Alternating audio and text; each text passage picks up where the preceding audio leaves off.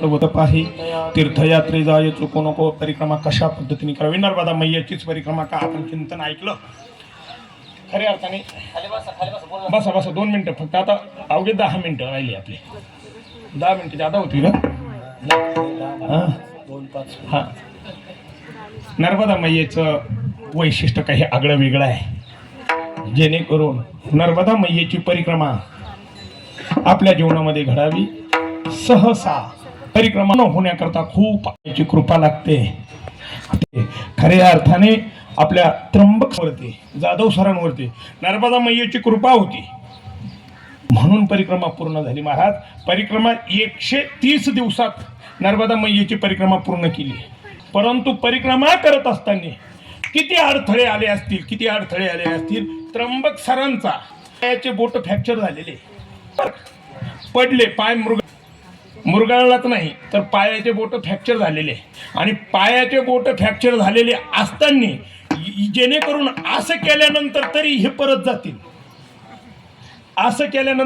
हे परत जातील परंतु इतके संकट आले तरी सरांनी ध्येय सोडलं नाही मैयेची परिक्रमा पूर्ण करायची ध्येय एकदा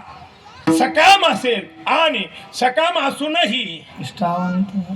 निष्काळाच्यामध्ये असेल एवढंच नाही हे आपलं भगवान परमात्म्यावर सोपवायचं नियम करायचा परंतु तो नियम मी पुराच करील हा अहंकार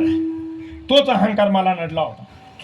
मी नियम केला तो नियम मी पुराच करील हा अहंकार मला नडला होता सरांनी नियम केला आणि नियम नर्मदा मैयेवर सोडून दिला मैया मी नियम केलाय कितीही संकट आले तरी परिक्रमा पूर्ण करेल हा नियम मी केला परंतु मैया तुझं सामर्थ्य आहे तू ते करू शकते हा माझा नियम तू पूर्ण करा तसं नामदेवरायांनी केला नियम चालणे माझा